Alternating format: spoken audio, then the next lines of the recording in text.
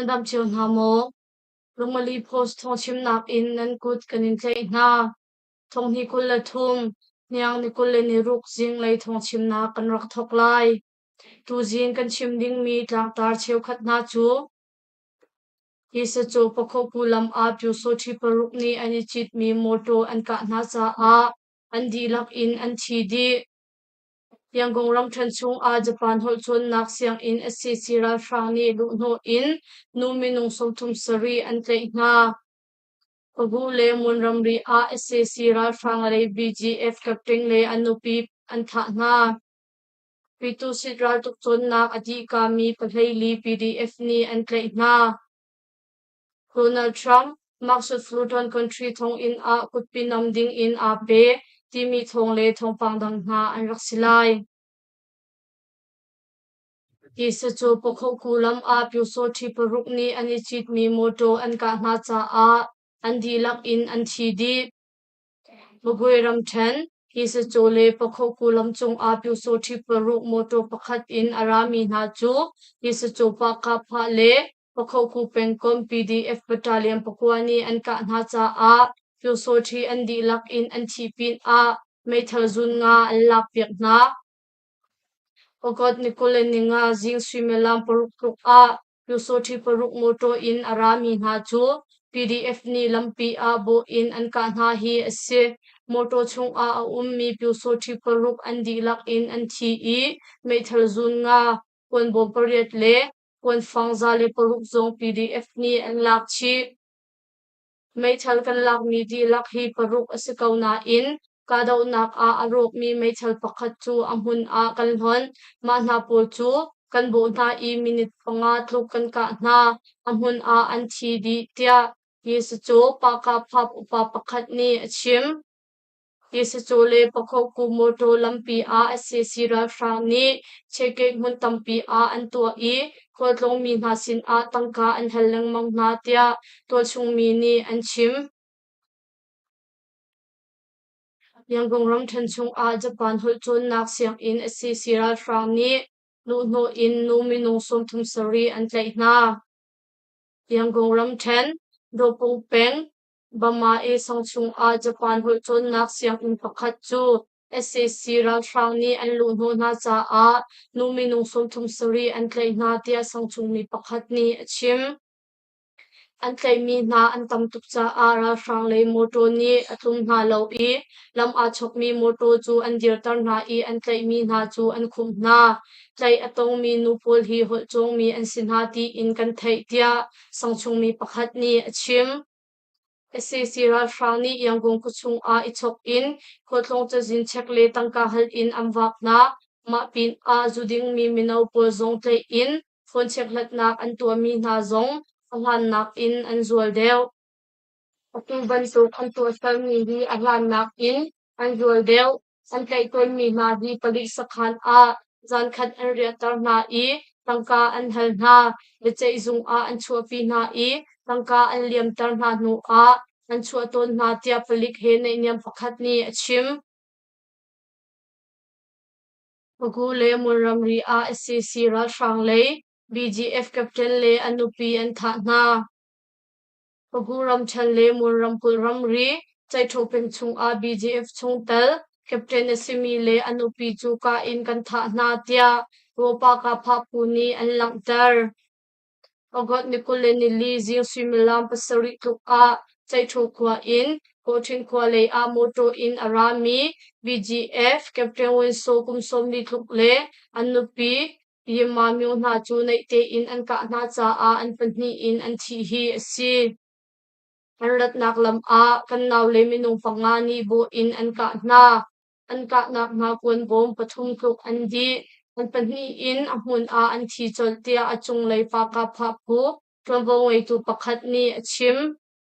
an tha mi na nu pa ni ani kan mi mei thal zun khat pistol zun khat le phone pakhat pin a NRC ka zong an lak piak na an tha mi pa ni hin chai thu peng chung lo than nak a atel mi kong lam hat in ra frang sin thong pang apek na cha a ra frang ni mi pi tlai khi nak an to na pin a thap chal na kong kaw auto license kong le velei mun ma chok le zor na kong le mi pi a hro cher lang mang tu pakhat a si tia a chung lei upani a chim chap pitu sidral tuk chon nak adi ka mi pathaili PDF ni an tlai na sagai ram then salin chi peng chu a SCC ral frang he atang ti mi pitu sidral tuk chon nak in adi ka mi pathaili na chu ogot nikule nili jing swi melam he khatluk a kan tlai na tia chidung golong ya za guerrilla defense force ni an lang ter manapul chu iawadi ram then tapang peng a SCC ral frang ni ral tuk an chon tar mi na an si I salin chi peng tuluk company ni atuan mi che ni simangking rian hun a an tlai na hi si an tlai mi na hi kumsom li tuk minung panhi anitel I atam deuh chu kumkul in som thum kar an sin na kongkam kunghim na kan tua leo a an ma na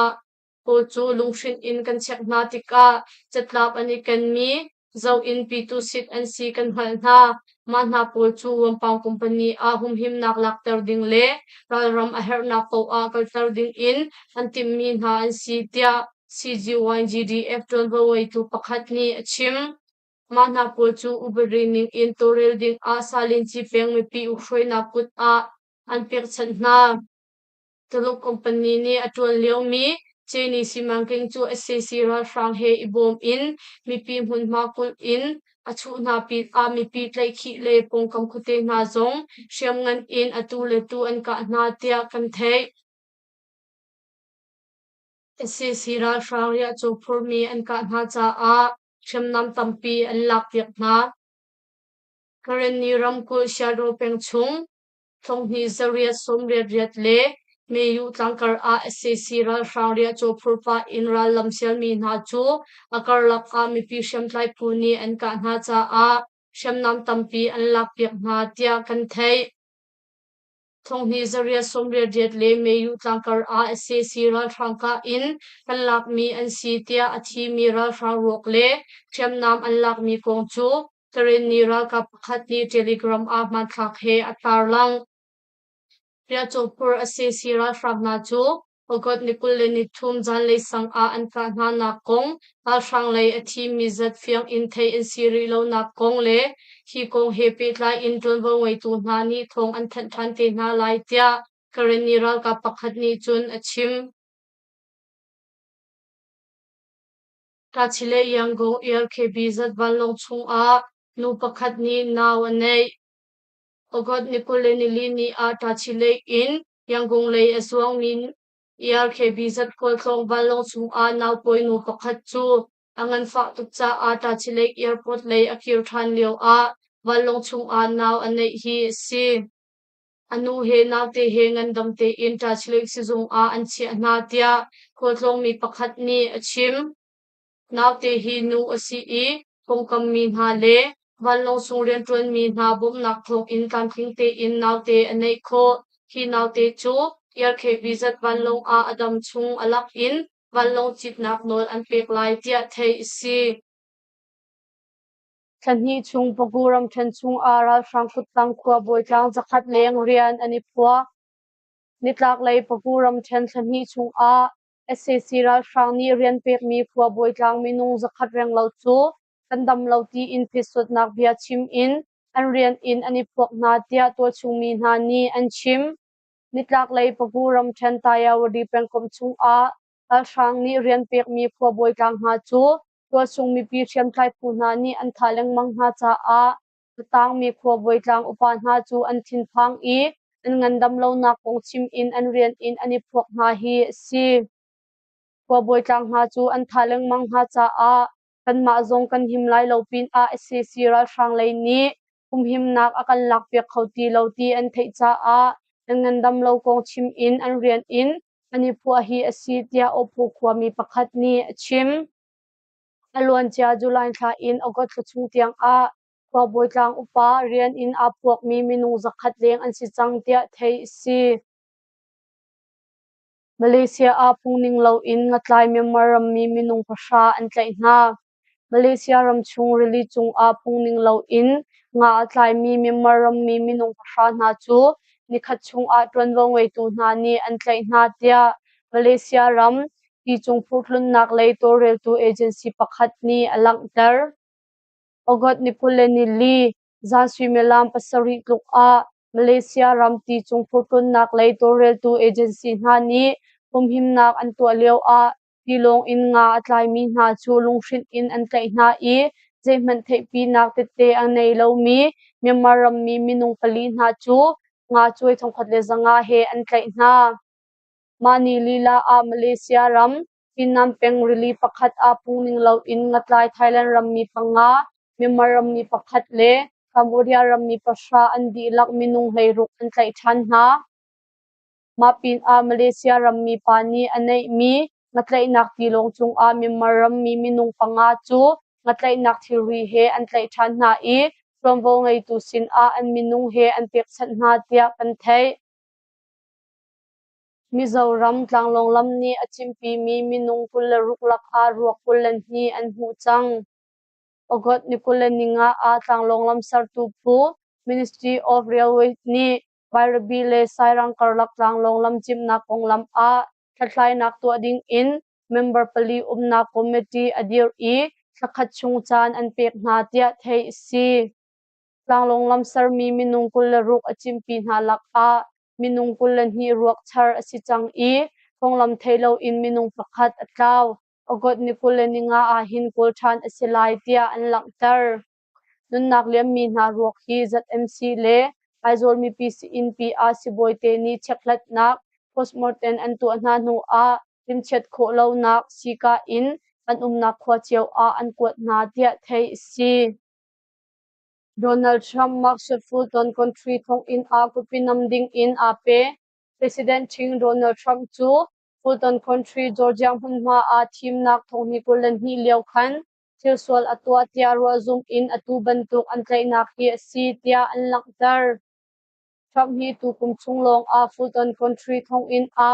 boili tiang kupinam to nak in alang lai tulhan a boithum tiang alang chang tia thei si Donald Trump ari zan le asan ning hoi in thongtla number P01135809 an pe ama chua nak ding a tangka ting hi liam in an rak chua thong in chung a minute pakul tluk a umman tia an lakdar President Ching Donald Trump arian tuan hoi Mark Meadows zong ama te in a pe October kula thumkin Willis le Georgia a Donald Trump boina case thlai than asilai arian tuan hoi tampi hna zong an man thak le an dipol lak pek an si tia thei si Maui ram lak kak nak in minung thongkhat le zakhat tuk chu konglam thailo in an tlaw Maui ram tang kak nak in minung thongkhat le zakhat tuk chu atu tiang in an konglam thei asiri lo tia thei si ogot ni pulen hi tiang alhan kan in an konglam thei asilo mi minung thong hi le zanga lak a hin anung dam mi zong an umri lai tia ronwangwei tu hna ni an langtar lahai na khuthing a khwa sami leila torgesan ni hringtu anu kong a achim mi chu kan khuthing a hin hringtu kanu ka hmu than lai karu chan tia achim chuban tuk thiam in kumpak chungkhar cheu ni an u naw an nu le an pa atlaw mi tampi hna chu an hmu than cheu kho nak lai zup nak an ngei tia thei si tu jing ka thongchimnak chu ma vial in kan dong tar ri lai lungmali post tha jang akan pe tu nandi laksung a kanilom tuk lungmali post Facebook like follow le YouTube channel a subscribe kan to pek cheu ding in kan som ha